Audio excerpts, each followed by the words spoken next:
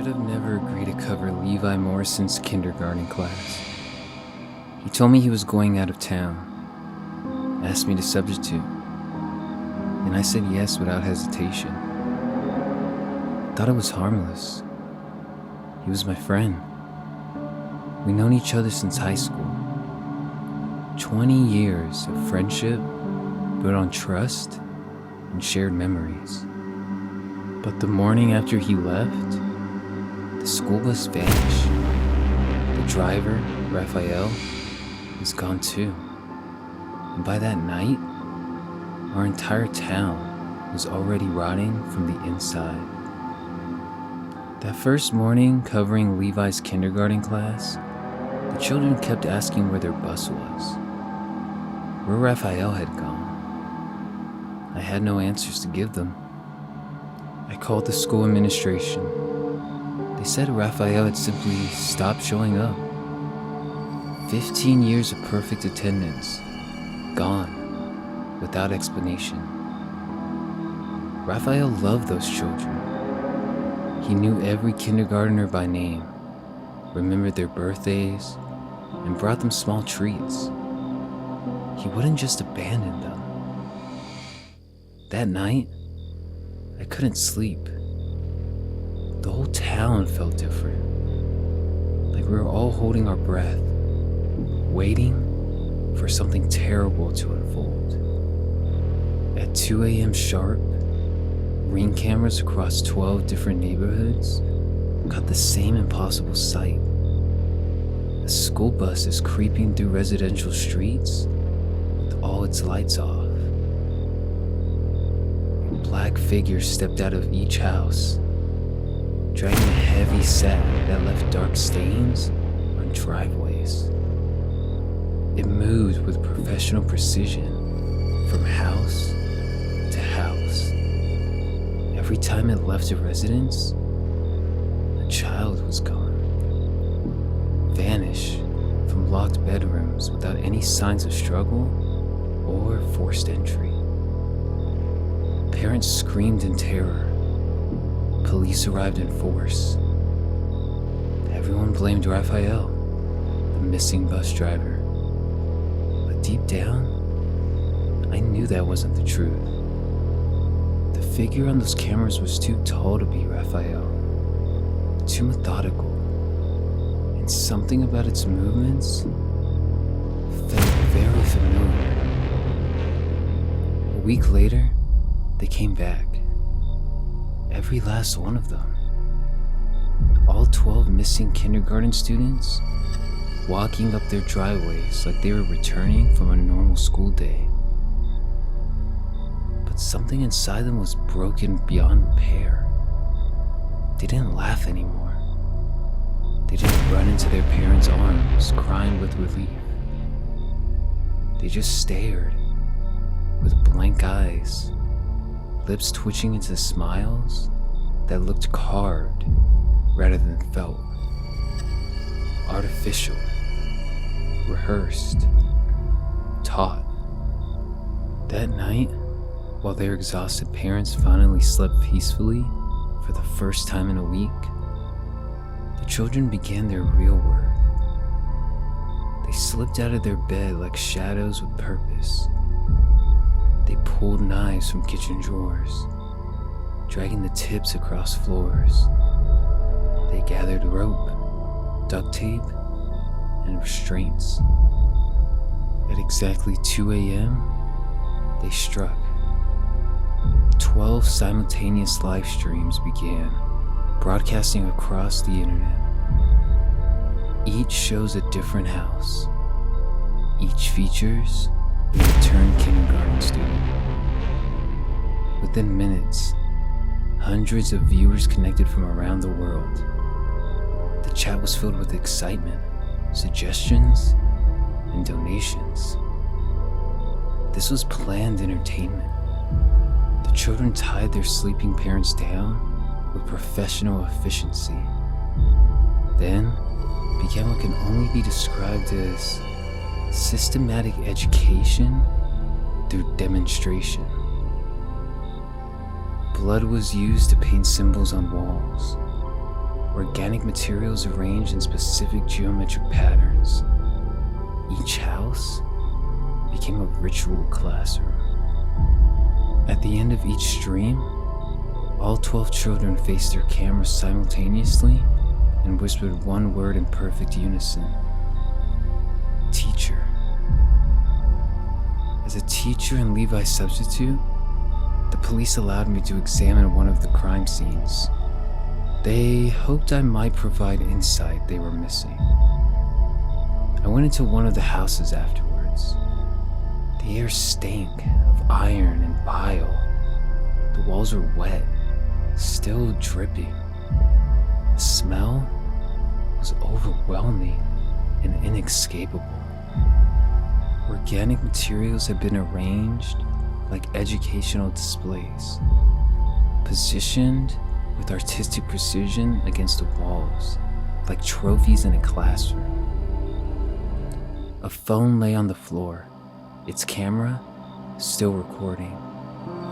I picked it up and immediately regretted the decision. On the screen was a kindergarten boy demonstrating techniques with professional precision. At the end of the clip, his voice changed completely, dropping into something inhuman. He made me do it. It's a pleasure for him. I dropped the phone, gagging from what I just witnessed. When I looked outside, I saw something even worse. A child hanging from the backyard tree. The phone had GPS coordinates saved in its memory.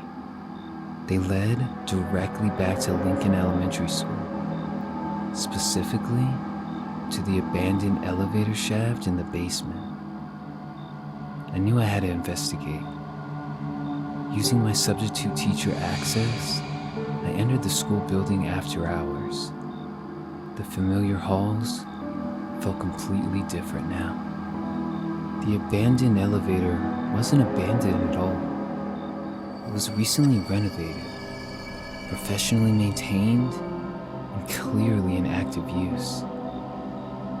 I forced it open and climbed down into the darkness. The stench hit me like a physical wall. Decay, blood, and something far worse. The tunnel stretched on seemingly forever, walls smeared with handprints. This wasn't some makeshift hideout. It was professionally constructed, permanently established. Inside the first room, missing kindergarten children sat cross-legged in perfect formation, watching large projecting screens with focused attention. But these weren't normal educational films. They were watching edited footage, real violence, spliced together with instructional commentary and methodology. I realized these weren't entertainment or random videos. They were lesson plans, systematic curriculum designed to teach specific techniques. Deeper in, the tunnel opened into a much larger chamber. This wasn't clearly the main classroom, a complete educational facility designed for extended operation. The walls were decorated like a twisted kindergarten classroom. Organic materials pinned up like educational posters. Hearts, lungs, other organs arranged with systematic precision. Blood-painted circles on the floor marked different activity areas. This was simultaneously a classroom, laboratory, and ritual space. I gagged and nearly collapsed from overwhelming horror, but forced myself to continue investigating. I had to understand the full scope. There was a kindergarten boy at the end of the hall, standing perfectly still and facing the wall. His shoulders twitched in a rhythmic pattern. I whispered to him, asked if he was okay. When he turned around, his face was completely painted with dried blood. Before I could scream or run, he sprayed something directly in my face.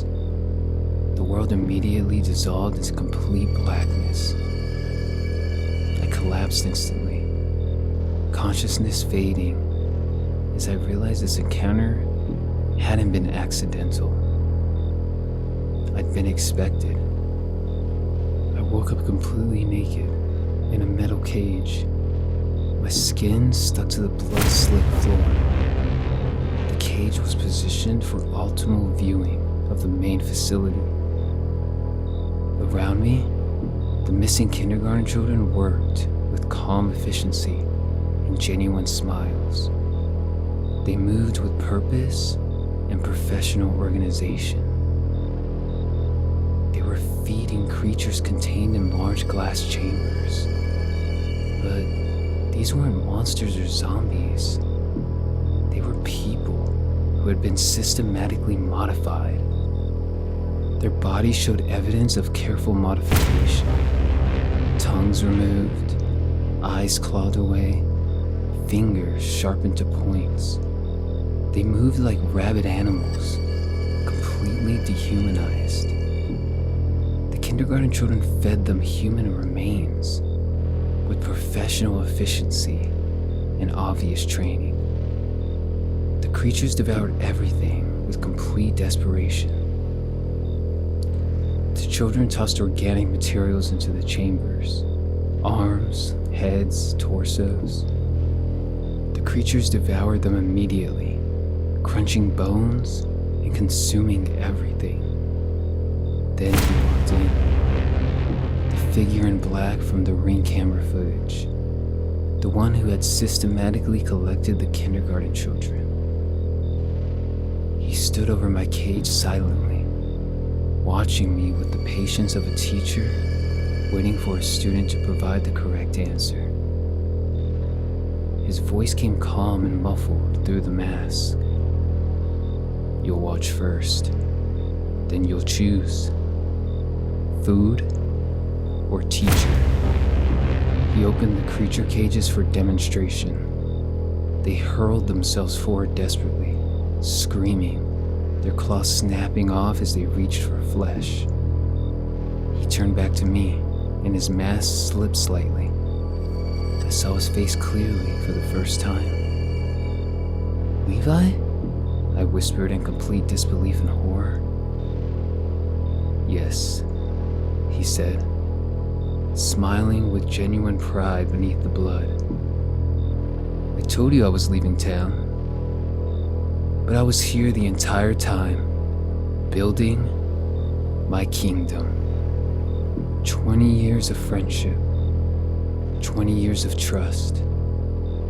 He'd been systematically planning this operation while maintaining his perfect teacher facade.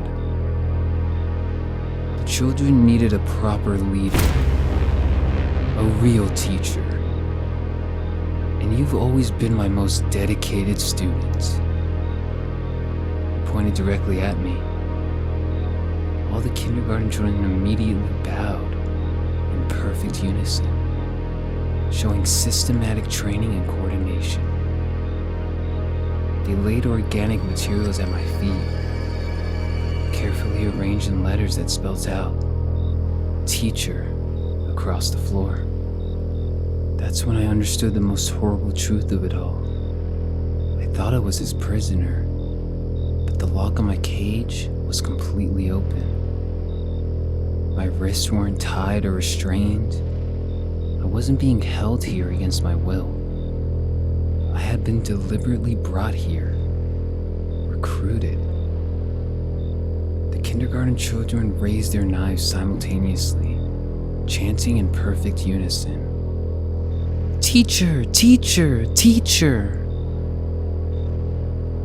Levi leaned close, his lips wet with evidence of his work. I don't need to unleash an apocalypse. I already have. And now, it's your class. I looked down at my hands. There was already a knife there, though I had no memory of picking it up or being given one. My reflection stared back from the blade's surface, somehow covered in blood, though I hadn't moved or acted yet. The kindergarten children cheered with genuine joy and excitement, their little voices shrieking with happiness as they pushed organic materials into my hands. In that moment, I understood everything with perfect clarity. Levi hadn't just trained the children, he'd systematically trained me. Every step of my investigation, every clue I'd uncovered, every horror I witnessed, none of it was designed to stop me or save anyone. I lifted the knife with newfound understanding and purpose. The kindergarten children screamed with absolute joy and celebration. And I cut. Now their voices are permanently inside my head. Their laughter echoes constantly. Every time I blink, I understand their lessons completely now. The lights go out at exactly 2 a.m. I hear them whisper to me clearly, waiting patiently for my lesson plans and instruction. If someone asks you to substitute for their kindergarten class, if a longtime friend needs a simple favor, if you trust someone completely because of years of friendship, remember that the most dangerous teachers are always the ones you trust the most. The ones who know exactly how to manipulate your good intentions and exploit your willingness to help.